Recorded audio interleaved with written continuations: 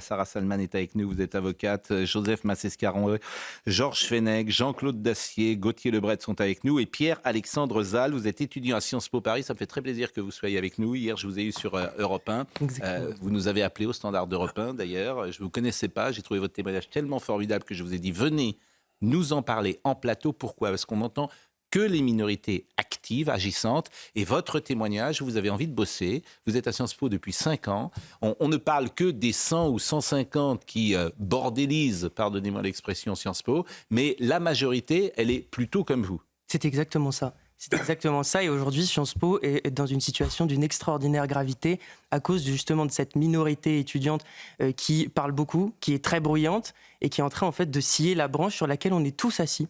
Donc en fait, on est menacé aujourd'hui par cette minorité. Et puis vous avez en face une direction qui ne dit rien, qui cède tout.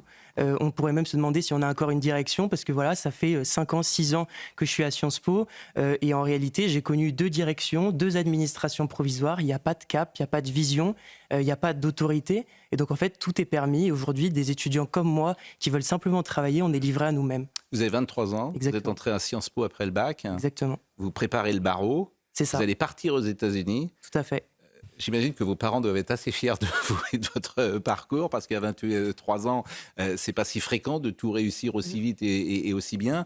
Et vraiment, cette majorité silencieuse. Alors, vous n'imaginez pas parfois entre vous prendre la parole tous ensemble pour dire...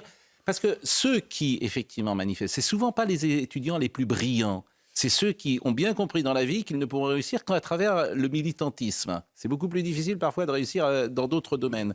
Et vous n'avez pas tenté de prendre la parole ensemble ? Vous savez, moi je suis affilié à aucun syndicat, aucun parti politique, mais en fait on a été tellement indignés avec certains camarades de l'école de droit du communiqué qu'on a vu tomber vendredi soir après ce qui s'est passé toute la journée de vendredi, qu'on s'est dit qu'on devait réagir spontanément. Et voilà, c'est pour ça qu'aujourd'hui je prends la parole. Honnêtement, je sais le risque que je prends, parce qu'après je sais le harcèlement qui va en découler, etc. Mais ça me semble important, parce que sinon après la réputation de cette école, elle va être salie par ces minorités qui ne travaillent pas, par ces minorités qui vont salir tout le monde et qui vont nous empêcher, nous, de pouvoir aspirer aux carrières qu'on envisage.